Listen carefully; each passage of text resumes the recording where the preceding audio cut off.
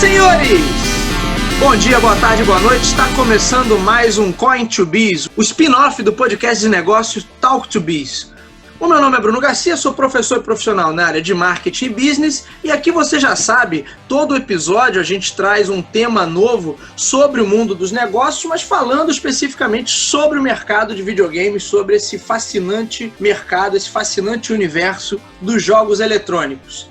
Lembrando sempre que esse podcast está lá disponível no nosso site talk2biz.com ou no endereço talk2business.com.br. Ali você encontra o feed desse podcast. A gente tem 2 feeds, o feed do Talk2Biz. A cada 3 episódios do Talk2Biz a gente lança um do Coin2Business e o feed próprio do Coin2Business. Se você não quer seguir o Talk2Biz, quer só ouvir o Coin2Business, tem o feed próprio e está aí nas principais plataformas de podcast. Se você é usuário Apple ou Android, se você está acostumado a ouvir o seu podcast pelo Spotify ou pelo Deezer, basta procurar por Talk2Biz ou por Coin2Business, que você nos encontra por lá. E hoje a gente traz um tema muito bacana, que desde que eu pensei nesse podcast, esse tema já estava lá engatilhado, porque é um exemplo, inclusive, que eu uso em aulas de desenvolvimento de produto, desenvolvimento de oferta, que é justamente para que servem os bits. Em outros tempos, uma máquina ser de 8, 16, 32 ou até 64 bits, isso faria toda a diferença do mundo, de como você, quando você olhava para aquela máquina, como você a interpretava e o que você acreditava que ela seria capaz de fazer. Normalmente, quanto mais bits, mais poder, mais felicidade, no caso, para o jogador. Só que não era exatamente isso. Os bits foram, em muitas situações, usados ali como um artifício de marketing, e a nossa ideia aqui é entender, do ponto de vista técnico e do ponto de vista de marketing, o que eram de fato os bits, para que serviam esses tais de bits, por que eles eram tão utilizados como gancho ali de diferenciação e por que hoje, inclusive, nem se fala mais nisso.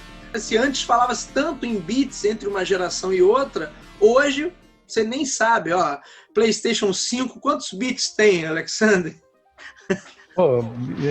Assim, o PlayStation 512 5, bits deve estar na casa. Como todos os PCs, né, hoje, o processador CPU principal, tanto do Xbox Series X, né, que está sendo lançado agora, quanto do PlayStation 5, são 64 bits. Então, desde que a gente vai lembrar assim, de processadores 64 bits, vai voltar lá para o Nintendo 64. Nintendo 64, foi quando ainda se falava em 64 bits. Né? Mas aí você tem historicamente, né, a gente tem umas confusões aí bem interessantes, né, nessa brincadeira. Né? Verdade. Hoje em dia se fala em teraflops, né, que é a quantidade de processamentos matemáticos que se faz em um segundo, né?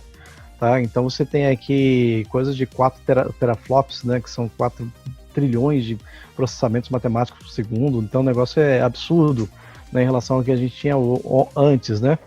E se a gente falar, a gente tem até essa parte de computação em alta escala, até mesmo nos celulares de alta performance, né? Sim, hoje em dia. Sim. Né? Não, mas não faz nem mais Sander, sentido falar disso. Sander, antes de você começar a sua parte técnica, que é sempre brilhante, peraí. Eu já tenho um convidado aqui mais uma vez, né, no Coin2Business, que é o Alex Monks. Alex, o meu amigo Sander. Eu já chamei de Alexander no programa de Sander, mas Alex Monks. Alex, por favor, se apresente aí para os nossos ouvintes. Você, mais uma vez, aí contribuindo com o nosso podcast. Então, gente, meu nome é Alexander Marra Monks. Alguns me conhecem como Marra, outros me conhecem como Monks, outros me conhecem como Alex, ou, no caso do Bruno, como Sander, né? Que a gente já se conhece já há muito tempo. Tá? Eu sou gerente de serviço da Stefanin de São José dos Campos, né? E do último podcast para cá, que eu era líder técnico, agora sou gerente de serviço, então já está uma modificada. Né? Olha aí, já teve um upgrade na carreira. Isso. Na carreira, exato. Legal. Bom, e aí, a gente viveu essa época, né, Sander? A gente viveu essa época, que foi uma época de ebulição no mercado, acredito até que uma época mais interessante, sem querer puxar para o saudosismo, né, mas tecnicamente a gente viveu uma época que era de maior ebulição e mais interessante, porque fato, você via uma diferença muito grande entre os videogames de uma geração e outra. Então, num espaço ali, vamos colocar, de 15 anos, mais ou menos, do início dos anos 80 até meados dos anos 90, você teve, desde da supremacia do Atari 2600, com seus quadradinhos, com suas bolas quadradas, como disse meu amigo Lira num outro episódio que nós gravamos, até o PlayStation, Sega Saturn, o próprio Nintendo 64, que é de quê? De 92 ou de 91, por aí, 93 talvez, né? Sim. Meados ali da década de 90, você tinha Nintendo lançando o seu Nintendo 64. Então, eu acho que era 98, mais ou menos. Quando? 1998. Né, 98, que foi 64? O Nintendo 64. Mas eu acho que foi nessa época mesmo que foi lançado o Nintendo 64. Então deu uma baita canelada aqui, porque o primeiro PlayStation, você tem Mega Drive ali 88, 89, Super Nintendo 89, 90, e aí naquela primeira metade ali da década de 90, você tem alguns competidores chegando. Você tem o 3DO, que já era 32 bits, o Atari Jaguar. Aí ali, possivelmente, então, entre 94 ou 95, você começa a ter um PlayStation já querendo dar as caras, um Sega Saturn e aí o Nintendo 64, né? Por aí. Para ser um pouco mais exato, né, assim, ele teve várias datas de lançamento, inclusive, assim, para variar, o Brasil sempre foi por último, né? Tá? E aí, assim, não tô falando de cabeça não, porque eu fiz uma pesquisa pra gente chegar nessa data aqui. A primeira data de lançamento dele foi em 23 de junho de 1996. 96, né? Isso, no Japão. Depois, em 29 de setembro de 96, ele foi para os Estados Unidos, né? E aí, em 1º de março de 97, na Europa, né? E 17 de novembro de 2003 no Brasil. Nossa! Tá uma pequena diferença. Felizmente, a gente tinha as locadoras que traziam pra gente jogar, tinham sempre algumas importadoras, aquelas lojas que fazia aquela conexão obscura também com o Paraguai, que traziam os videogames. Então, o videogame chegou por aqui antes do lançamento oficial. Mas é que o lançamento oficial tem a ver com esse caminho via Made in Paraguai, né? La Grandia Soy Yo, né? Exatamente. O meu primeiro PlayStation foi comprado assim, cara. Foi comprado não numa loja, mas no camelô. Isso a gente vai revelar a idade aqui, né? Também. Meu pai comprou o primeiro videocassete num consórcio que veio lá do Paraguai. Um Panasonic G20. G21, né? Panasonic G21. Olha aí, se fazia consórcio para comprar videocassete. Naquela época você comprava do camelô, porque já vinha desbloqueado, coisa e tal. Eu tive aquele PlayStation clássico, naquele formatinho mesmo quadrado, né? Aquele que quando dava defeito você virava de cabeça para baixo para melhorar ali a performance do canhão de laser, né?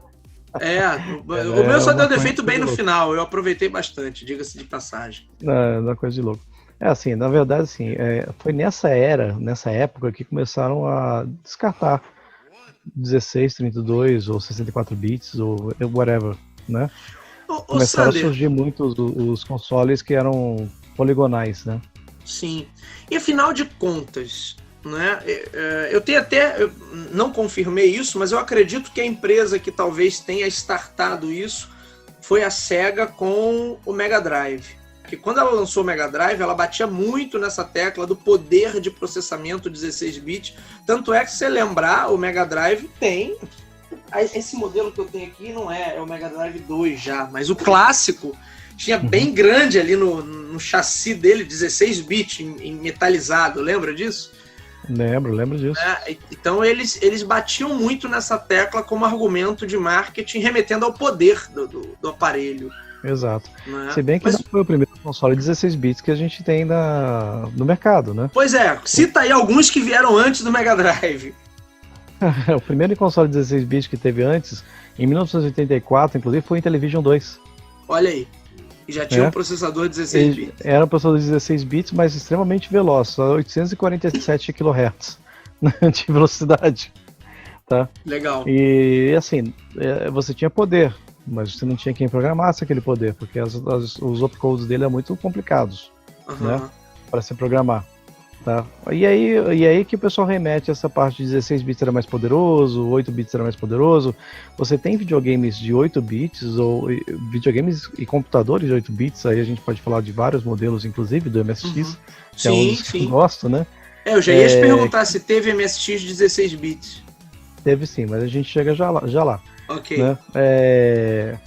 Mas assim, que tinha um poder gráfico, né? Um poder de jogabilidade gráfico que eram superiores a alguns jogos até mesmo do Mega Drive, né?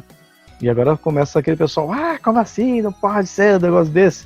Mas é verdade, né? Que, por exemplo, você tinha no Japão o PC Engine, não sei se você ouviu falar desse videogame. Já ouvi falar, que era nos Estados Unidos, veio como TurboGrafx 16. Isso. Aquele, na verdade, foi 16, já era ele era de 8 bits. CPU de 8 bits. Mas eu ouvi dizer que ele era meio que um híbrido, né? Que ele tinha uma arquitetura de 8, mas alguns processadores de 16, ou um processador de 16 mas é a mesma também. coisa que os processadores, assim, esse sistema de arquitetura, né? Aí vamos voltar um pouquinho lá no MSX também, né? Esse sistema de arquitetura de multiprocessadores, né? Com processadores dedicados para cada uma das tarefas, né? Na verdade, veio junto com o MSX. Começou nessa época do MSX. Depois foram explorados por várias outras frentes de desenvolvimento, né, que buscaram esse tipo de arquitetura, né, em que você tem um processador dedicado que não ocupe o fato da CPU principal estar sendo usada para processamento, e aí você dedicava uma parte para vídeo, outra parte para áudio, né, outra parte até para PCM, que era no caso do TurboGrafx, que tinha áudio dedicado para PCM, né. Então, essa que era a diferenciação em relação aos videogames. Então, os híbridos, na verdade, já existiam já desde antes, né? O processador V9938 do MSX já era um processador de controle de 16 bits. Só que ele era a CPU era de 8 bits. Legal. O Mega Drive, ele tinha duas CPUs, tinha uma 68000 e outra Z80. Né, que o pessoal falava que o Z80 era só para áudio. Mas não era só para áudio, ele também fazia a parte de computações em cima do Mega Drive. Inclusive, essa CPU Z80 ela era acionada quando você fazia o adaptador de Master System. Olha aí. Né? Que era Z80. Então, assim, foi bastante explorado a parte dos 16 bits, né? Como marketing na época, tá? Por conta de processos de numeração mesmo. Então, esse daqui tem muito mais poder. Imagina você colocar um videogame que tinha um baita de um poder de processamento gráfico, como era, por exemplo, o NEC, o PC Engine no Japão, e ser lançado como PC Engine de 8 bits nos Estados Unidos, sendo que tinha um Mega Drive. Sim. No caso, Sega Genesis, né, nos Estados Unidos. Né? Sega Genesis. E como é que Por isso eles mudaram o nome para TurboGrafx 16. Exatamente. Tá? E aí mudaram o nome. E aí qual que é o grande fator que influenciava nesses casos?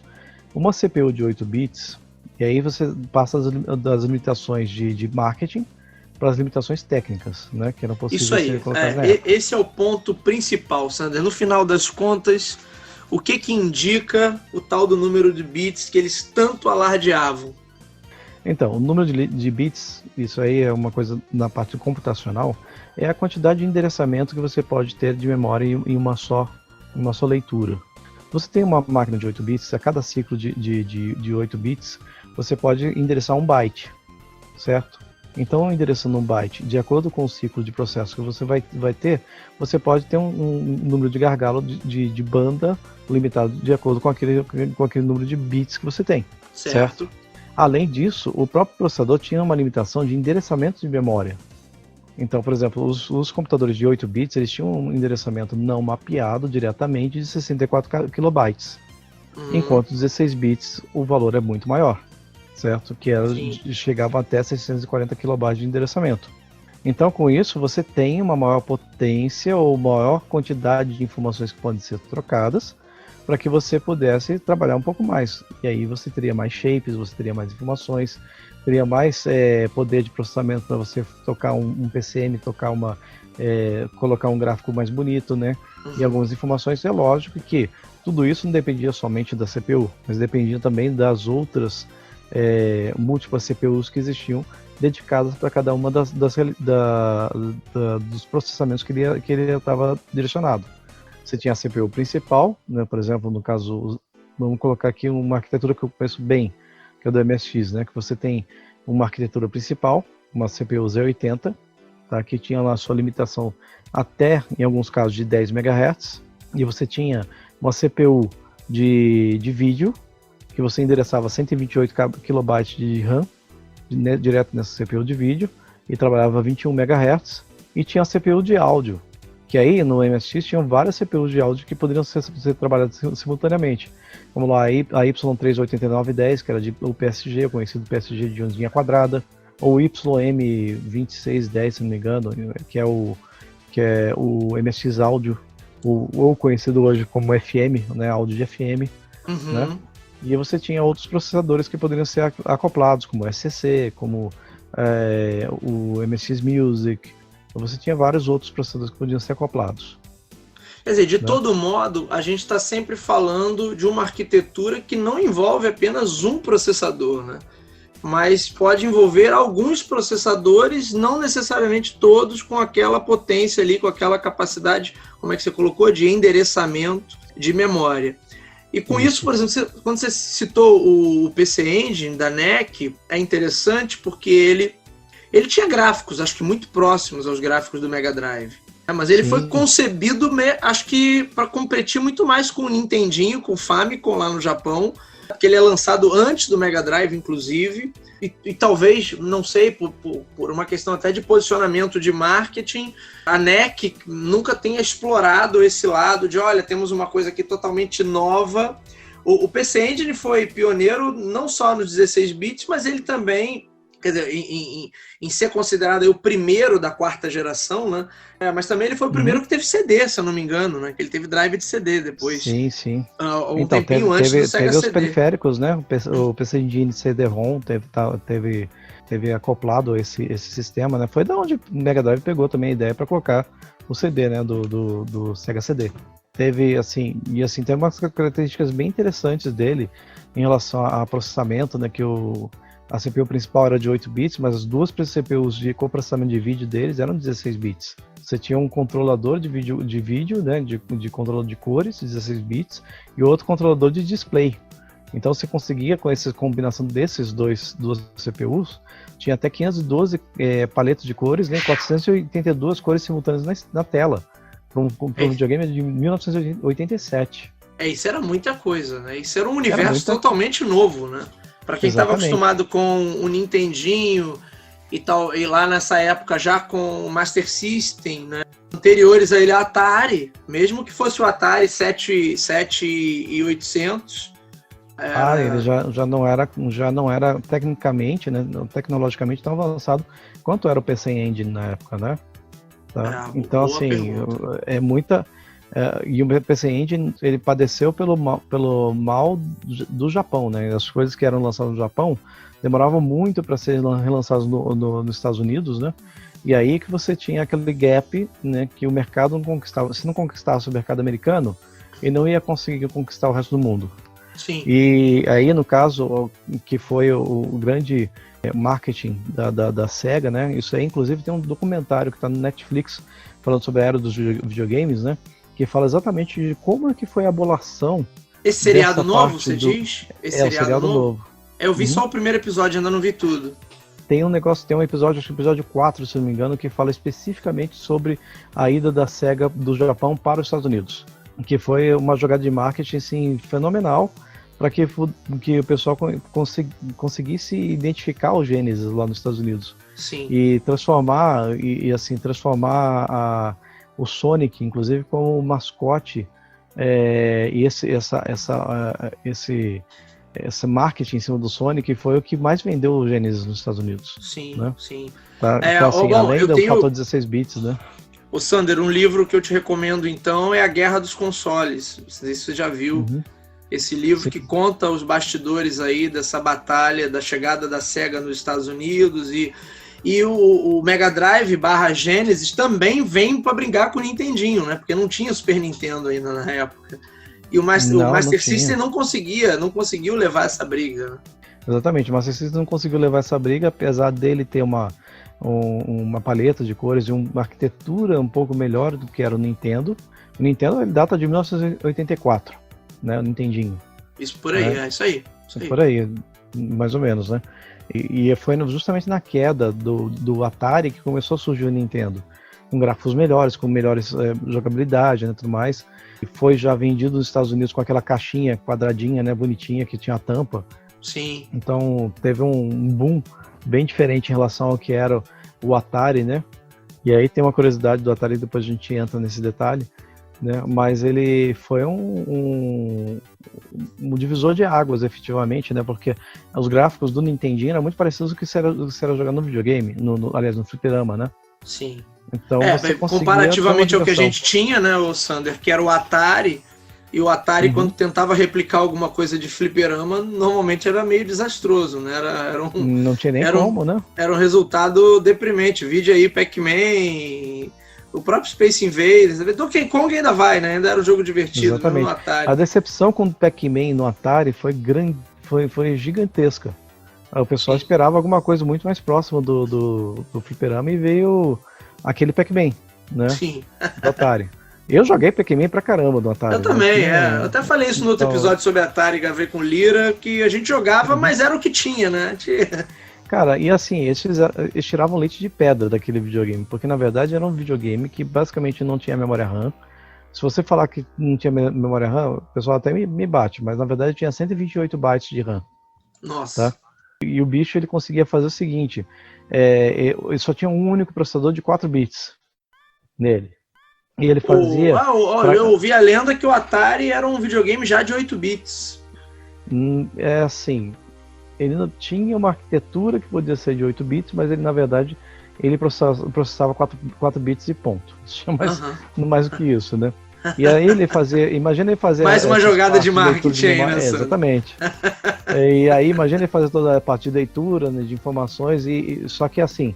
Ele fazia a computação do processamento a cada linha que fazia o scan da tela, né, que ele fazia a próxima linha de construção, e aí ele jogava isso daí, descartava na memória e jogava para uma pilha, né, de acumulativa de dados. E aí, para a segunda linha, verificar quais eram os pontos, jogava para a pilha, assim por diante. Assim ele ia construindo a tela.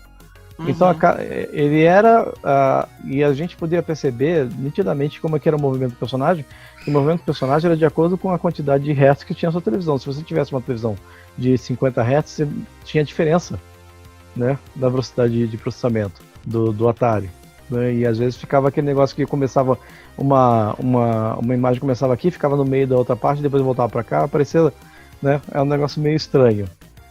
Deixa eu fazer Sander, antes de continuar, deixa eu fazer uma meia-culpa aqui, porque eu tô falando toda hora isso, uma jogada de marketing, mas eu sempre defendo com meus alunos que o termo correto não é esse, não é uma jogada de marketing, uma jogada publicitária. O marketing em si nada tem a ver com isso. Na verdade, é uma questão ali mais de posicionar, né? E talvez até na hora que o mercado começa a dar atenção e a garotada... Eu lembro dos colegas assim perguntando, mas esse videogame é de 8 ou de 16 ou é de 32? Né? Eu lembro quando tinha o Neo Geo, que pela capacidade gráfica ali, a galera falou, não, esse aqui deve ser de 32, porque olha como é que ele faz, olha os jogos e era 16. Que ele tem. Pois é, e era 16 também, né? Era o mesmo processador 68.000 do Mega. Então, aí será que houve uma corrida ao pote de ouro aí de todos os fabricantes tentarem posicionar os seus respectivos aparelhos dentro de uma... De repente, o meu chip é de 4, mas eu tenho uma arquitetura de 8, a jogada aí da Atari, de tentar convencer o público de que a coisa era um pouquinho melhor do que era, né? Sim. Então, é exatamente esse ponto, né? O pessoal pegava pela grandiosidade dos jogos e falava assim, não, esse videogame é 16 bits. Então, dava essa diferencial pela quantidade de cores, pelo scroll fino que tinha na tela, pelo som que tocava. Então, tudo isso enchia os olhos das pessoas na época, né? Mas o grande diferencial que você tem em qualquer processamento, em qualquer tipo de mídia que você vai fazer, é a memória. A quantidade de memória que ele pode passar e a quantidade de memória que ele pode processar de uma só vez é o que daria a qualidade efetiva na entrega de um vídeo. Você imagina o seguinte, você tem tipos diferentes de processamento de vídeo, né? Você tem os processamentos de vídeo por tiles, né, que geralmente eram tiles de 8x1 ou 8x2, né? O que são tiles? São blocos de pixels, né, que você pode ter uma informação de cor. E aí você tendo 8 ou 4 blocos de pixels que tem a mesma quantidade de cor, numa tela de 252 por 191, por exemplo, que era um padrão na época que começou os videogames, inclusive Nintendo tem essa resolução e assim por diante, né? Você conseguia ter uma economia de memória significativa. Então, se você conseguisse fazer com que o processador fizesse aquela informação de uma forma muito rápida e alternasse as cores em cima de 4 tiles, por exemplo, de uma para outra, fazendo um scrollzinho lateral, você tinha informações que pareciam que teriam mais cores. E, na verdade, você está sendo enganado, seus olhos estão sendo enganados com isso. Né? É o velho truque de ilusão de ótica que a gente podia usar. Se você, por exemplo, não pode pegar um MSX, pode pegar um TRS Color, qualquer computador que tenha 2 cores, você coloca uma cor imediatamente amarelo e outra azul embaixo, uma embaixo da outra, você vai ter uma mistura que no CRT vai parecer roxo. Olha, como se misturassem, né? Como se misturasse, mas na verdade não está misturando, está fazendo uma ilusão de ótica para que a gente pudesse ter mais cores dentro daquela mesma resolução. E aí você tinha VRAMs de 16 KB, VRAMs de 64 KB, ou como no caso do PC Engine, por exemplo, a VRAM dele é de 64 KB e conseguia exibir 468 cores simultâneas na tela. E tudo isso é por conta de velocidade de processamento versus arquitetura do sistema como está sendo montada. Sim. Isso, hoje em dia, já basicamente se perdeu, porque a gente tem hoje uma capacidade de processamento estúpida. A gente não tem nem que falar em quantidade de processamento que a gente tem, né? Todas as CPU Core que existe, tanto no Xbox Series X, quanto no Nintendo Switch, quanto num celular ARM que você tem aqui, ou então no Apple, iPhone, ou no Mac, ou no iMac, ou no PC, com baita de uma arquitetura gigantesca lá, com 300 processadores em core, múltiplos cores, né? São 64 bits. Aí você fala assim, mas quer dizer, isso não faz mais a diferença ali dos bits, se tornou de certa maneira irrelevante, né? Porque você tem uma arquitetura tão monstruosa que dá conta de tudo aquilo ali, que hoje a galera que é PC gamer, né, que de repente o cara que tem uma grana aí violenta sobrando, vai gastar uma fortuna para comprar uma placa onde ele consiga gerar gráficos em 8K numa boa, a 120 frames por segundo, mas ainda assim o núcleo ali é 64 bits. Se a gente a galera achava PC gamer com a mesma quantidade de processamento que tem para esses novos videogames, você ia gastar 15 a 20 mil reais fácil. Ah, sim, com certeza. Entendeu? E aí o pessoal fala assim, mas tá, e aonde está a diferença? Primeiro isso sempre fez a diferença, só que nunca foi o marketing das coisas, né? Como deveriam funcionar. Nunca recebeu destaque, né? Nunca recebeu destaque. A diferença sempre está no software. Uma software house que faz um trabalho decente, faz um God of War pro PlayStation 2 parecer videogame de última geração. Com certeza. Entendeu? Com certeza. Então, dadas as limitações do PlayStation 2, que já era um videogame avançado para a época, mas quando eles lançaram God of War, né, foi aquele estardalhaço por causa dos inimigos gigantes, pela qualidade gráfica que tinha o jogo, porque a Software House fez um negócio decente. E ele foi lançado, o Sander, se eu não me engano, meio que já no final da vida do PS2, né?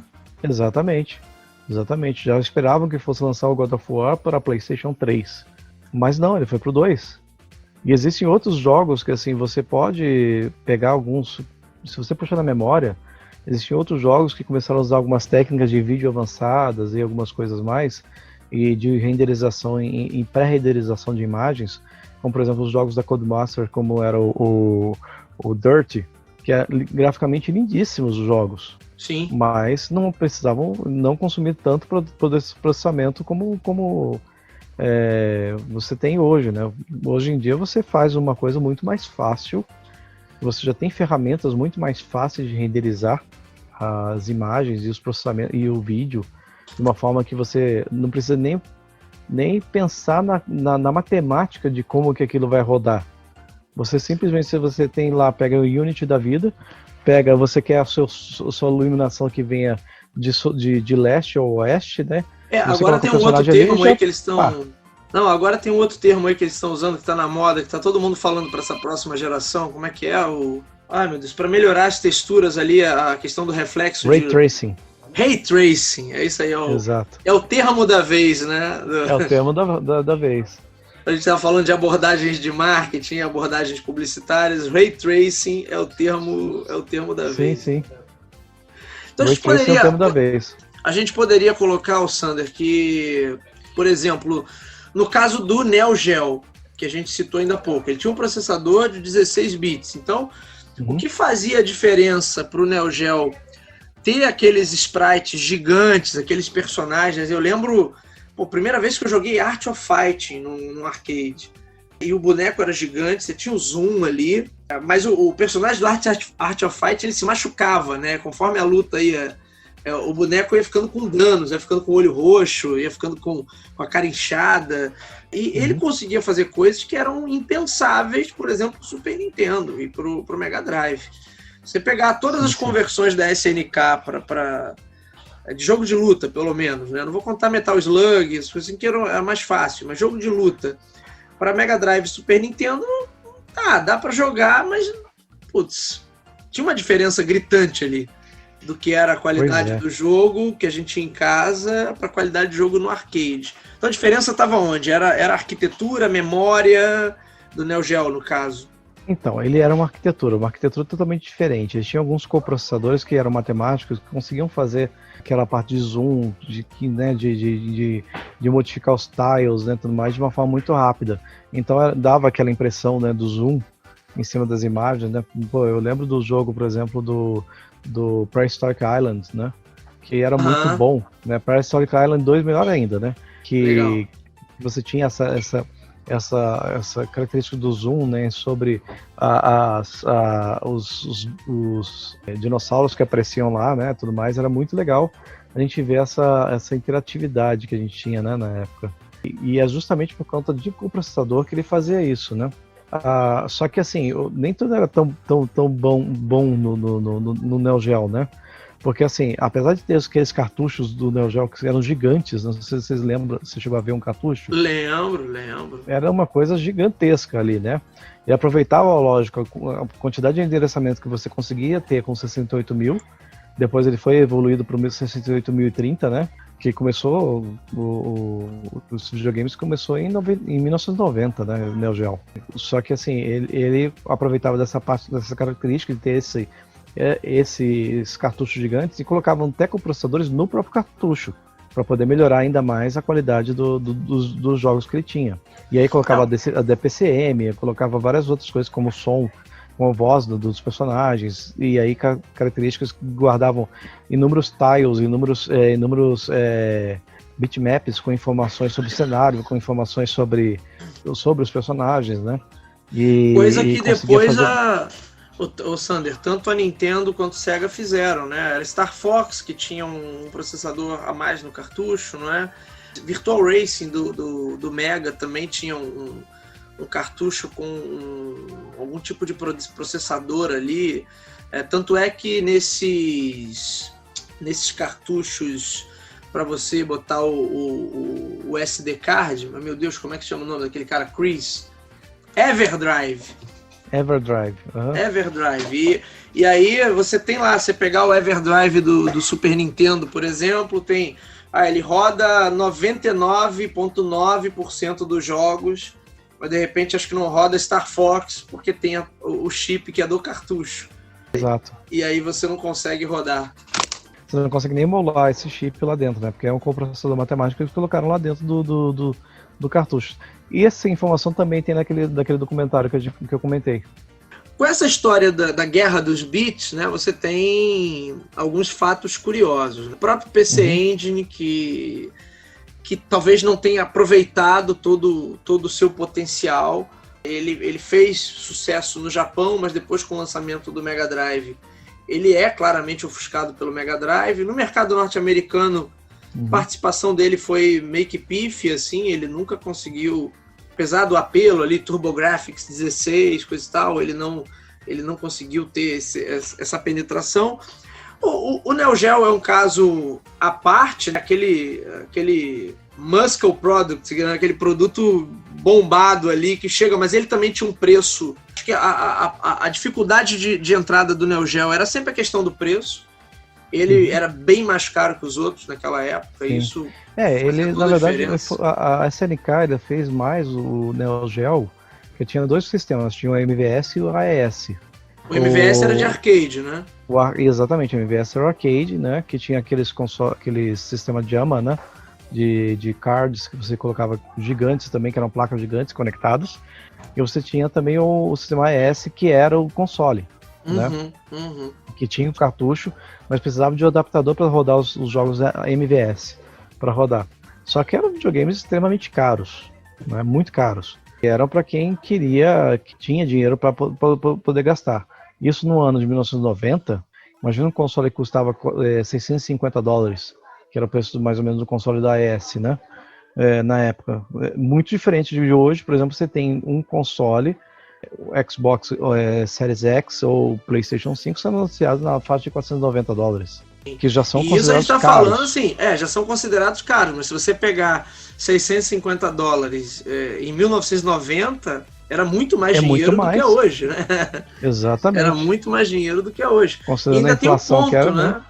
Ô Sander, ainda tem um ponto que, assim, realmente você está falando de um mercado premium aí, vamos dizer. O camarada que queria ter a experiência arcade em casa. Era o público do Neo Geo. Talvez só ele não tenha... porque a gente está falando de um mercado que nessa época era o mercado adolescente / infantil. Você não tinha, talvez, o público adulto jogando majoritariamente.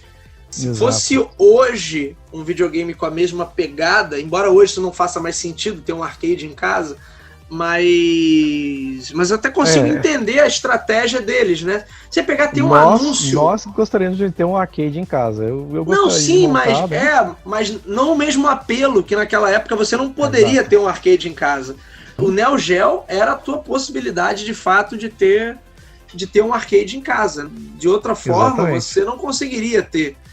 Então, era um público... Tem um anúncio que eu vi deles, acho que para o mercado americano, que é bem isso, um anúncio adulto, assim, tipo, tem uma... não posso estar meio equivocado aqui em relação à imagem, mas era como se tivesse, assim, uma mulher na porta de lingerie e o cara jogando, e, tipo assim... Isso já mostra claramente que era para um público mais adulto, né? Que não seria uma propaganda para criança ou para adolescente, como Sega e Nintendo faziam. Né? Era datado, porque assim, os adultos daquela época, de 1990, eram os adolescentes da década de 70, 80.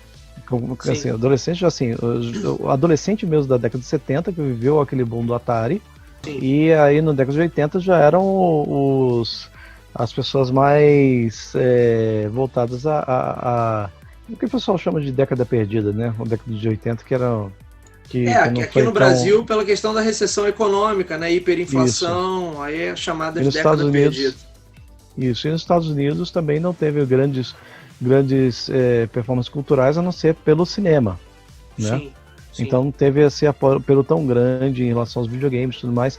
Então o público que deveria se engajar nessa época não era um público que é engajado como hoje. Com certeza. Hoje o público adulto jogando videogame, eu tenho 46 anos, eu vou fazer 47 em abril, caminhando para os 50, e eu jogo videogame, é muito prazeroso jogar videogame. O público, e a gente fala de marketing mesmo agora, né? O apelo do marketing que tem hoje é porque o público que existe hoje, que é pagador de contas, né? Que é grande consumidor, que é o homem de meia idade ou as mulheres de meia idade, é o público que jogou videogame na vida inteira desde 1980. Verdade, né? Verdade. E aí eles dão videogames para os seus filhos também, para eles conhecerem e verem como é que é. Olha o que o papai jogava. Fala que você não faz isso com o seu filho hoje. Direto. O Arthur já jogou aqui os principais clássicos, cara. de Sonic, Mario, Crash Bandicoot. E aí esse apelo de marketing, assim, hoje é muito forte. Tanto é que o retrocomputação está voltando com muita força. Sim. Né? Hoje vende-se arcades a R$3.000. Sim. Vende-se consoles, emuladores, né, a R$500. Né? Sim. Você tem esse apelo hoje. Mesmo os videogames mais modernos, você tem jogos que foram refeitos para o público mais atual. Né? Não, o próprio cenário, é um deles. O Sander, o próprio cenário de colecionadores também, né? Outro dia um amigo que mora aqui no condomínio botou... Olha só como é que de vez em quando aparecem umas preciosidades, né? Ele tava com o Super Nintendo dele na caixa, bonitinho. E ele anunciou num site desses da vida aí e de um dia pro outro vendeu, sabe? E pro colecionador tem um valor maior ainda se tiver com a caixa tudo inteiro, né? E ele tava com o Super Nintendo dele guardadinho ali na caixa. Então, esse é um mercado que hoje movimenta muito, né? Movimenta muita coisa. Exatamente. Então é o seguinte, assim, hoje em dia, o apelo de marketing que existe em cima dos consoles novos não é mais sobre o poder de processamento, porque os dois são muito parecidos em poder de processamento, mesmo porque existe uma limitação hoje em relação à quantidade de teraflops que podem ser processados e quantidade de memória que pode ser transferida dentro do seu bandwidth. Qual é o apelo que eles fazem hoje? Nós temos os melhores jogos. A coisa migrou totalmente para software, né? Exatamente. Vem para o PlayStation porque o PlayStation tem os melhores jogos exclusivos do PlayStation. Sim. Porque sabem que se qualquer software house que brigar e migrar pro Xbox vai fazer a mesma coisa. Você tinha até um pouco de diferença, até um pouco da terceira, na chamada 8ª geração do videogame. Que você tinha isso é a 8ª ou 9ª? Agora me fugiu de tanta geração agora, do Nintendo Wii, PS3 e Xbox 360. Seria isso, você já tinha uma certa diferença nesse videogames, né? O Nintendo Wii não queria fazer o high-end, né, de processamento. Era um negócio mais casual, um game mais casual, envolvendo movimento, né, com os seus controles lá de movimentação. Isso Sim. Era o marketing dele. E ele não tinha tanta preocupação com os polígonos. Tanto é que os jogos do Nintendo Wii não eram bonitos graficamente falando, eram mais simples. Não competiam em termos gráficos, não chegava nem perto, né? Mas vendeu bem o videogame, por conta da sua movimentação. Eu acho que ele não tem agora números, mas ele vendeu muito bem. Na verdade, foi o que salvou a Nintendo ali, né? Que a Nintendo vinha de 2 gerações aí com uma receptividade não tão boa, né? Que foi o Nintendo 64, que 64 foi alguma coisa, né? E o GameCube, que aí esse não foi muito longe mesmo. Não emplacou mesmo. E aí você tem essa diferenciação. Agora, o Xbox 360 e o PlayStation, na verdade, e aí que tá um negócio interessante, né? Porque o 360 competiu com o PlayStation 2 e competiu com o PlayStation 3, né? Porque aí você fala assim, pô, mas como assim competiu com o PlayStation 3? O 360 começou em 2003, gente. Não, mas tinha o primeiro Xbox, que era só Xbox, depois veio o 360. Então, o Xbox mesmo, o primeirão, né?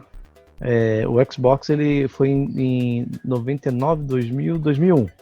Que na verdade era um PC encapsulado dentro de uma caixa. Sim. Né? Era um PCzinho encapsulado numa caixa. E ele fez uma competição de igual a igual pro PlayStation 2. E aí, em 2003 a Microsoft lançou o Xbox 360. Né? Fez todo aquele estardalhaço pro lançamento do 360. E aí ele começou a ser vendido. Gente, é um videogame que durou 12 anos, do 2003, que começou a ser vendido, até 2015. Então, muita assim, coisa. É um baita de um case de sucesso, um videogame desse tamanho, desse tempo. Sendo que ele já está enfrentando grandes, o Xbox, aliás, ele estava enfrentando até o próprio Xbox One, no seu final de carreira, estava enfrentando o PlayStation 3 e o PlayStation 2. E era um videogame com suas qualidades e seus predicados. Ele foi evoluindo conforme o mercado pedia. As primeiras versões do Xbox One não tinha nem HDMI. Verdade. Né? De Xbox One, não, desculpa, de Xbox, né? Do Não tinha Xbox, HDMI. do Xbox. Né? Depois o Xbox 360 também foi lançado sem HDMI, entendeu? O adaptador era cabo RCA mesmo que você colocava. Contraponto. Nessa época tinha um Dreamcast, que também era muito bom e não pegou. Uhum. O Dreamcast era excelente Foi videogame. o último videogame da Sega, né? Era um excelente videogame. A qualidade de fluidez dele era muito bonito. Meu sobrinho tem um Dreamcast lá que eu dei pra ele. Legal. Até hoje tem um xodó com esse videogame. Legal. Né? Tinha esse aspecto de qualidade, porque a Software House vira uma facilidade em programar em cima do Xbox 360 por conta da experiência da Microsoft em programação. Porque a Microsoft não pode, porque Linux é melhor, coisa e tal. A gente começa toda essa conversa aí. Né? Mas assim, cara, na boa, o que demanda o mercado não é nem o hardware, é o software. Sim. E cada vez mais, né, Sander? Porque na verdade a gente está chegando numa etapa que os videogames já estão num poder de processamento, um poder gráfico ali tão absurdo que você já não começa a ver tanta diferença entre uma coisa e outra.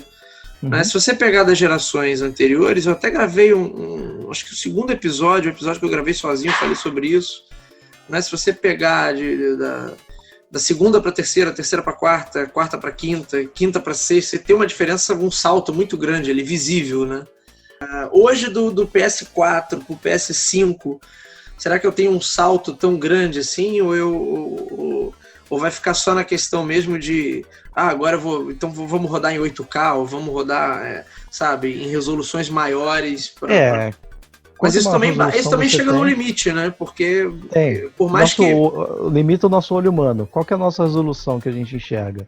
Né? Qual a nossa capacidade de saber a diferença de um blur, a diferença entre um motion capture, né? Que você tem aquela movimentação que você vê, tipo como se tivesse alguma coisa, tem alguma coisa errada, aquele sentimento de estranheza. Né? E o sentimento de estranheza é aquilo que bate, por exemplo, quando você olha para uma renderização 3D, por mais perfeito que esteja, você bate e fala, isso daqui não é real. Né? Então isso, na hora, por exemplo, tem jogos belíssimos que eu vi hoje. Red Dead Redemption, o 2, né? Tá muito bonito. Sim. Por exemplo, você tem One of Us, né? Last of Us. The Last of Us. The Last of Us. Corta o One of Us. The Last of Us. Tá? É um belíssimo jogo. Tanto os dois jogos são muito bonitos. O God of War é muito bonito o jogo. Isso aí a gente tá falando de dois exclusivos da Sony, né? O Spider-Man é um jogo muito bonito também da Sony. E você tem software houses de alta qualidade que estão trabalhando aqui desse lado, né? Mas você também tem outros jogos muito bonitos também do lado do Xbox. Tem jogos com qualidade de desenho gráfico, assim, que eu acho muito bonitos. Eu admiro, por exemplo, jogos que usam a capacidade de cartoonizar alguma coisa. Né? Sim. De fazer exatamente um desenho. Já jogou Cuphead, então? Já jogou Cuphead, exatamente. Cuphead, muito legal.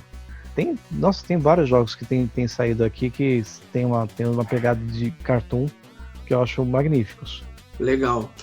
E assim, aí o pessoal passa sai da parte de hardware em si, porque o hardware, dos dois, eles são virtualmente iguais. Já pegou e leu como é que é a arquitetura de um e do outro? Eu vi alguns vídeos já, o pessoal comparando, sim. A diferença é irrisória, né? A diferença é muito pequena. Percentualmente falando assim, um roda de 3.6 GHz e outro roda em 3.8 GHz.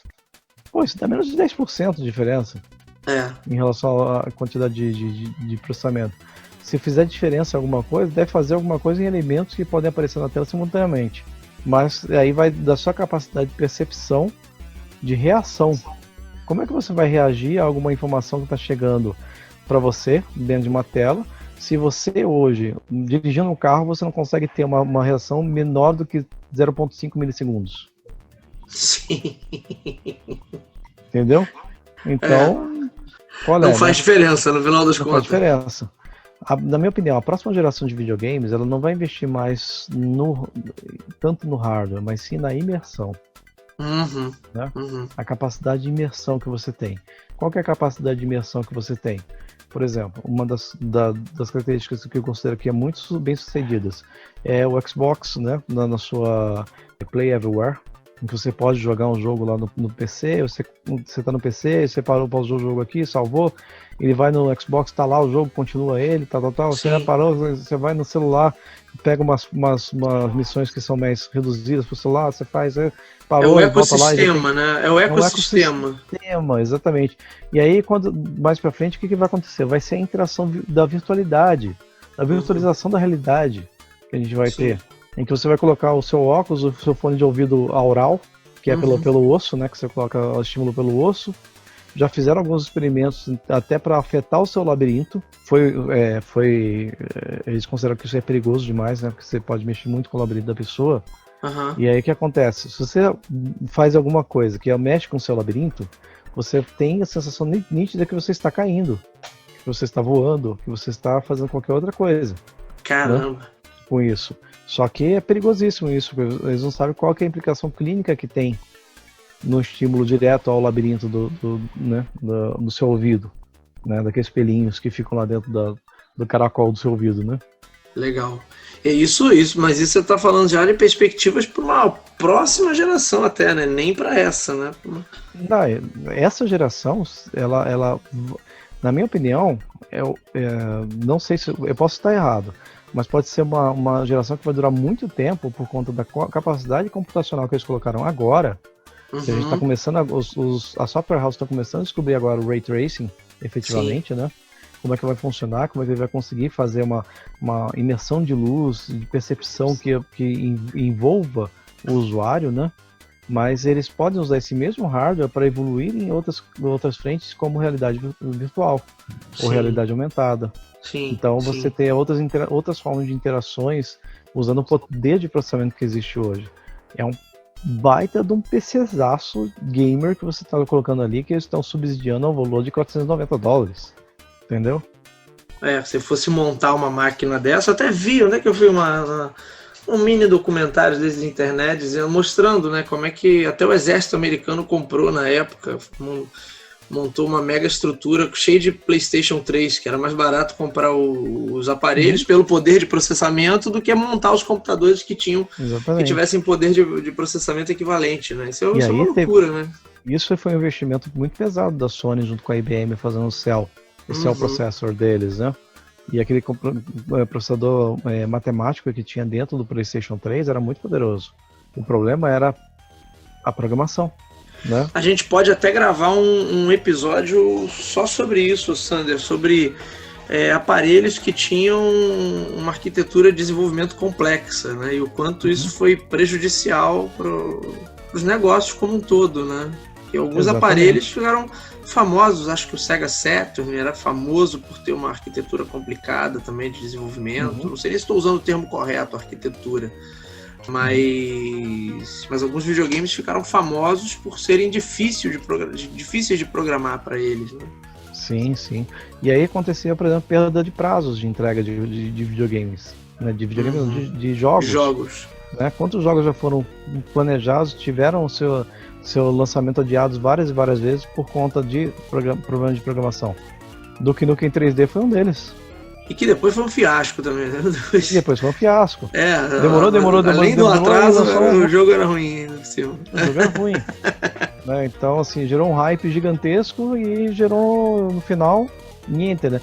E aí tudo, meu caro Bruno, vai pro marketing, né? Sim. Certo? Porque se gerar um hype, faz parte de você fazer o marketing correto. Né? Dessa indústria, né? Você tem que botar na boca do povo, né?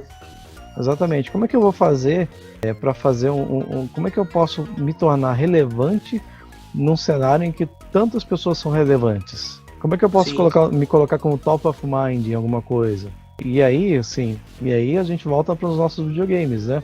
Na época da briga dos consoles, ser um console de 16 bits era must da época. Com certeza. Né? Hoje em dia, qual que é o must? Ele vai ter que rodar liso em 144 Hz. Sim. Porque eu não quero ver aquele escadinha quando o personagem se movimenta. Ou a bola fica fazendo ghost, né, quando eu chuto a bola no FIFA. Então isso é o marketing de hoje, né? Meu videogame é melhor do que o seu porque ele não tem isso, não tem esse ghosting. E as prioridades mudaram, né? As prioridades mudaram um pouquinho. Aí você compra televisões de 144 Hz, de 8K, sendo que você só vai conseguir enxergar no máximo 4K e olha lá. Sim. Você só vai conseguir enxergar dentro daquele seu cone de visão, que é um cone estreito da onde você está tendo foco. O resto vão vir com informações que seu subconsciente capta. Mas muito louco, né? Porque, assim, a imagem, eu até brinco com os alunos, os caras estão te vendendo uma imagem mais bonita que a realidade. Exatamente. O único jeito de você agora começar a captar bem essa parte, né? Não vai ser nem mais conectado à tela, mas você vai ser, projetado aqui dentro diretamente. Olha aí, futurologia total agora, hein, cara? A gente vai chegar. Exato. Lembra que lá no Atari os caras tentaram desenvolver já um gadget que o camarada jogava pensando, né? A coisa não foi muito bem, né? Só que assim, são duas coisas, né? Uma coisa é você pensar e o personagem fazer, que já é bem real hoje, né? Você tem sim. comandos robóticos, inclusive disso. E outra é você implantar o pensamento. Sim. Olha o perigo que é isso. Com além certeza. do fator de diversão, você pode implantar um pensamento e esse pensamento pode se tornar permanente, né? Aí vira total recall, né? Pô, esbarra no pensamento, o cara tá sonhando, ele tava lembrando das coisas. É o dilema clássico do filme, né? Exatamente. Eu tenho certeza que a gente vai chegar nisso. Ô Sander, lá a gente jogando Mega Drive, lá atrás, no início dos anos 90, e a gente fazendo as nossas projeções sobre... E eu lembro muito particularmente de uma fala sua, né? Daquela época, a gente era adolescente, passava as tardes lá tentando zerar os jogos e você falando da questão da realidade virtual, do camarada, essa coisa da imersão, né? Que ainda hoje é um desafio, por mais que você tenha tecnologia, tenha o capacete, mas os capacetes não são exatamente um sucesso, eles têm um uso bem específico, não é toda a galera que compra, mas a gente continua caminhando em busca desse hiperrealismo, né? Ou pelo menos boa parte da indústria. Talvez a Nintendo seja a única que talvez não faça questão de ir nesse caminho e continue... né? Se você pegar o Nintendo Switch, ele tem claramente uma pretensão de ser um ecossistema ali para você se divertir, não necessariamente para ser realista, embora ele também tenha poder de processamento hoje. Não é a mesma diferença que era, por exemplo, entre o Wii e o PS3, na sua respectiva mais ou menos, época. A Nintendo ela fez um movimento em cima do Pokémon GO. Ah, sim, com realidade aumentada, né? Realidade aumentada. Ela trouxe, na verdade, em vez de ela trazer nós para o mundo dela, ela trouxe o mundo dela, ela enviou o mundo dela para a realidade. Sim. Então, quantas vezes você não via um grupo de jovens reunidos caçando Pokémon no meio de uma praça? Ou no meio da rua, né? Como já vi casos. Ou dentro da faculdade, como eu vi. Dentro da faculdade, então. E aí você dentro da faculdade lá tentando dar aula e você sai daí, moleque, você tá caçando Pokémon? Pô. Não, tem uma história clássica de uma professora que estava na cantina, aí viu o garoto apontando o celular para ela, ela falou, vem cá, você tá batendo foto minha? Aí falou, não, professora, eu tô pegando um Pokémon que tá aí do seu lado. E aí, ela muito puta da vida já, entrou na sala dos professores esbaforida, né? Essa geração não tem mais jeito. Pois é, então, isso tudo assim, são as percepções e mudanças das gerações, né? E como é que vai ser daí pra frente? Como é que vai ser daí pra frente? Eu estava conversando esses dias com meus pais em relação a gente tá viajando um pouquinho mais além do tema proposto, que é diferente de consoles. Mas, por exemplo, quando meus pais nasceram, nem tinha televisão. Hoje a gente tem um mundo na televisão. Você com controle remoto, você consegue ter um Netflix, você não precisa nem ter uma TV a cabo. Não, você consegue ter internet. Já tem um mundo na televisão. E aí muda-se totalmente a percepção, a percepção de limites que a gente tem. Antes o negócio era limitado para as informações que chegavam para a gente de formas particionadas. Hoje a gente tem muito mais informações por dia do que nossos avós tinham em um ano. Na vida inteira, né? Talvez. Exatamente. Em um dia você tem um monte de informações e aí como é que a gente faz para ter um marketing efetivo dos videogames, trazendo uma realidade nova dentro da realidade que já é tão fantástica hoje? Aí minha opinião, olhando pelo lado do marketing, eu acho que a gente vai entrar num momento de estagnação agora. Na verdade, daqui para frente vai ser jogos, que é o que tem que ser mesmo, jogos melhores. Mas é um pouco o que está acontecendo no mercado de smartphones, né? Você tem já uma década aí sem nenhuma grande novidade. Você só turbina mais o produto, você melhora o processador, aumenta a memória, melhora a câmera, mas novidade efetiva mesmo, né, de quebrar paradigmas como a gente tinha, a última foi o iPhone. Depois disso, nenhuma outra. Talvez o folded, né? Talvez o celular dobrável, né? Foi até uma aposta minha no ano passado. Até um dos primeiros episódios do podcast, acho que o número 4 fala sobre isso. Poderia ser um novo divisor de águas, mas não sei também se pelo preço ou se talvez a galera não esteja realmente dando tanta trela para isso no momento. Para mim, vai ser ainda um não pegou de águas. Alguma coisa que seja parecido com o que eu vi no programa da Amazon Prime. Ó, propaganda aí, ó. Ó o jabá. Assina lá. Quem sabe um dia, né? Quem sabe um dia. Não tem nada a ver com isso. Ô, Sander, quem sabe um dia, né? Eles não... Então, lá nesse que eu não vou nomear, mas tem um show lá chamado Upload, em que ali eu acho que poderia ser uma revolução, em que você não tem mais o aparelho físico. O pessoal faz assim, né, desse jeito assim, e aparece a tela, entendeu? E acho que eu já vi um episódio disso. Então, é muito legal isso daí, porque tem um pouco da parte do videogame, do videojogo ali envolvido, e a realidade a realidade trazida, né, a partir do upload da consciência da pessoa para o mundo digital. As pessoas não morrem mais, elas vão para o mundo digital. Sim, Então esse aí que isso eu é vi. um pouco Black Mirror, né, também. Só que do lado, um jeito divertido, é uma comédia. Sim, né? Sim, o rapaz vai, é tipo um spa, um clube de férias eterno, isso, né? Isso. E é um barato na hora que eles falam assim, gente, você tá vendo aquele lago lá? Então, você tá vendo um limite de pessoas de acordo com o seu andar que você tem, né? Mas ali naquele lago agora tem mais ou menos 1 milhão de pessoas pulando na água nesse momento. Por isso que você tá vendo que o cara tá fazendo... indo e voltando várias vezes, porque não tem banda pra mostrar. Tá dando lag, né? Eu vi esse episódio. Isso é um barato. Eu achei, nossa, os caras foram no ponto. Né? Muito legal isso. Entendeu? E isso daí tudo é o que vai motivar os videogames daí pra frente, né? Como é que você vai ter melhor experiência do usuário se você tem lags, se você ainda mantém o pessoal tendo dificuldades de interagir à distância, né? Hoje está muito melhor do que era há anos atrás. Não muitos anos atrás, 2015, 2010. Até 2005, a DSL de 255 kbps era normal. Aí começou 512K, 768, 1 mega. Começou a ter internet de 10 mega. Eu tive internet de 10 mega em 2009. Já era o topo. Em 1997, eu lembro, foi a primeira vez que a gente instalou a ADSL aqui em casa. Então era assim, era um divisor de águas, né? O pessoal podia falar no telefone enquanto a gente estava navegando na internet. Olha que beleza. Sim. Então tudo isso, apesar de parecer estar fugindo do assunto videogame, não está fugindo do assunto videogame. Tudo isso porque essa infraestrutura que vai permitir que o videogame dê novos saltos, né? Exatamente. E aí você vai reclamar assim, putz, eu tô jogando um jogo online aqui, mas essa porcaria de videogame aqui não tá processando direito e tá dando altos lags. Mas, pô, não é do videogame o problema. É da sua rede. Vai brigar com a Vivo, vai brigar com a TIM, vai brigar com quem que for. Acho que é melhor cortar o nome das empresas, né? Porque senão vai dar problema. Bom, se chegar a dar problema é porque tem muita gente ouvindo, então tá bom. Então, vai brigar com o operador de banda larga que você tem. É verdade. Mas assim, é fantástico. E eu acho assim, que a gente tá vivendo agora, a gente tá no limite, porque assim, a gente tá numa estagnação. Então, se você olhar a história do homem, você tem vários períodos de estagnação.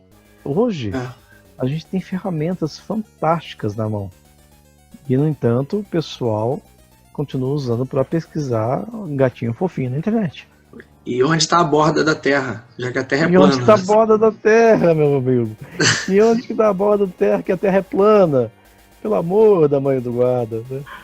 Oh. E que vacina não funciona, mas enfim, isso é coisa para outro episódio. Pô, né? Enfim. Vem cá, ô Sander, pra gente fechar essa história dos bits, então desvendamos aqui de fato para que servem os bits e o quanto eles em alguns momentos foram usados como um apelo ali para gerar justamente esse posicionamento forte, eu sou diferente da outra geração, ou não. Mas antes da gente encerrar, eu queria te perguntar, quando é que a gente parou de falar de bits? Em qual geração a indústria olhou e falou assim, olha, deixa esse negócio de bits para lá que não faz mais sentido? Foi quando a Nintendo lançou o Nintendo 64 e a Sony lançou o PlayStation. Não, mas ali ainda tinha forte o apelo de ser 32 bits contra 64, né? Você quer dizer na seguinte, então, na geração do GameCube assim, o PlayStation original era 32 bits e o Nintendo era 64. Só que os jogos que chamavam a atenção eram de quem? Do PlayStation. E aí começou a perder sentido. Por que o videogame de 32 bits tem jogos mais interessantes que o Nintendo 64, que era de 64 bits? Porque a dificuldade da mídia e de programação era muito maiores. E aí quando veio também o Sega Saturn, também era 32 bits. Teve o polêmico Jaguar, né? Que se dizia 64 bits, nossa, mas exato. É um desastre total. Não tinha jogos bons, basicamente eles lançaram Space Invaders de novo lá, 64 bits. Né? Mas assim, não teve sentido, né? Você vai especificar por isso. E sim pela capacidade total de processamento. Aí começaram a trocar os bits por quantos polígonos eram possíveis ser feitos por segundo. O PlayStation processava 138 mil polígonos por segundo. Eu lembro dessa propaganda. Aí depois passou para 1 milhão de polígonos por segundo. Hoje a gente fala em teraflops, gente. A gente fala em 4 trilhões de processamentos de cálculos matemáticos por segundo. É o suficiente você pegar um videogame, colocar dentro de um míssil e fazer ele guiar até o outro lado do mundo. Então perdeu-se completamente o sentido de falar em bits. A arquitetura do software, do hardware, aliás, desculpa, não do software, mas do hardware, é muito importante para que você hoje tenha uma boa qualidade de entrega de experiência para o usuário. E hoje faz muito mais sentido você coletar quais são os desejos dos seus usuários do que coletar o hardware que eles mais querem. O que eles querem ver? O que é possível ver? Hoje o cara quer ter uma experiência tão imersiva que não saiba que ele está jogando um videogame, sim um filme.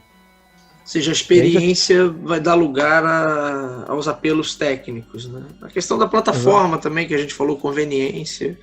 Exatamente, conveniência, facilidade. Por exemplo, eu mantenho a minha plataforma Xbox porque, para mim, a biblioteca de jogos que eu tenho hoje, desde o Xbox original, ela é mantida, entendeu? Eu tenho jogos originais que eu comprei lá em 2002, 2003, que até hoje eu consigo colocar no Xbox One e jogar. E roda, numa boa.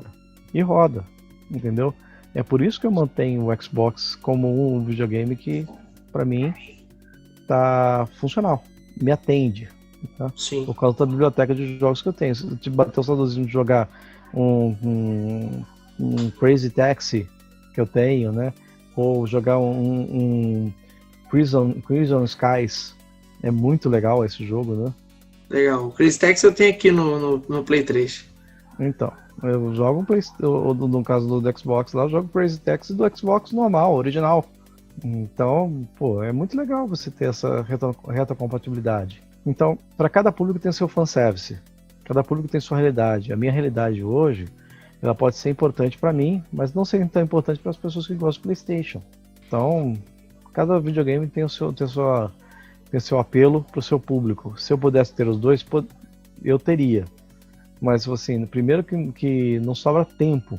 É, verdade. Não dá nem tempo para jogar. Não dá nem tempo. Eu tô de férias aqui, fiz a mudança e agora que eu vou pegar e tentar jogar um pouquinho. Tá? Mas não sobra tempo. Depois, é um prazer um pouquinho caro. Prioridades que hoje eu tenho. Qual que é o apelo que essas pessoas que me leva a tirar, por exemplo, de uma coisa que é importante para mim, por exemplo, uma construção, que seja, né, de uma residência, né, tirar o dinheiro que seria destinado para uma construção para comprar um videogame. É complicado, né, Sam? Entendeu? Complicado. Se a galera consegue sobreviver a hype ali, o hype já é meio caminho andado, né? Então, é isso aí. O apelo dos bits perdeu-se depois de que a quantidade de processamento era tão grande que não fazia mais sentido você considerar os games por bits. Muito bem. Sander, muito bem. Com essa, encerramos esse bate-papo aí incrível. Alex mais Monks, de uma hora, né? Foi mais... Alex Monks, vulgo Sander, deixa aí suas credenciais para a galera que quiser trocar uma ideia com você, como é que a galera te encontra. Por favor, faça suas palavras finais aí. Podem me procurar pelo Instagram, a Monks também está lá no Instagram. Vou começar a colocar algumas coisinhas lá, o meu canal está muito tímido lá dentro. LinkedIn também, você é muito bem-vindo, o pessoal me procurar no LinkedIn, sempre tiver alguma coisa para conversar e trocar ideia, podem procurar, eu tô como um mentor lá no LinkedIn também. Bacana. Né? Então, eu só pedir alguma informação, coisa e tal, eu dou alguns conselhos de carreira e solidez, né, em relação a isso. Também, se quiser bater papo, fica à vontade de me procurar por lá, que eu acho que é uma canal mais sobre fácil MSX. hoje. Falar sobre MSX principalmente, né? Se quer falar comigo, falar sobre MSX, pronto. A gente começa a ter uma longa conversa. Acho que tão longa ou mais longa do que essa, né, que a gente está tendo agora. Com certeza. Esses são os canais principais que podem me encontrar. Show de bola.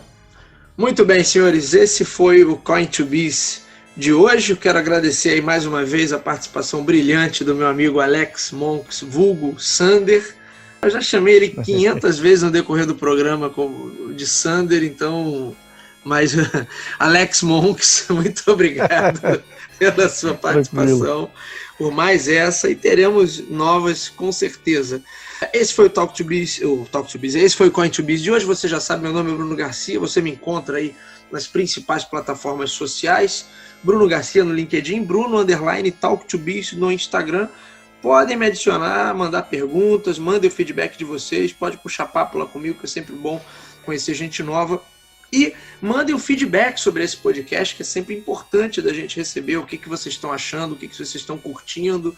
Se você está gostando desse conteúdo também, compartilhe, mostre para os seus amigos, leve para mais pessoas que são amantes aí da área de marketing, amantes das histórias de negócios e amantes principalmente dos videogames, no caso aqui do Coin2Business, que eles conheçam o nosso podcast e passem a consumir esse conteúdo, que é bem legal, é feito com bastante gosto, com bastante prazer.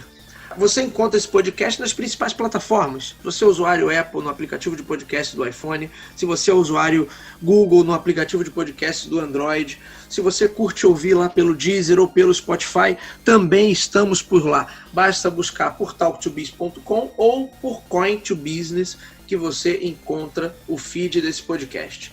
É isso, minha gente. Sander, mais uma vez, obrigado aí pela participação. Obrigado a todos vocês que ficaram até aqui e nos vemos na semana que vem. Um abraço a todos. Obrigado.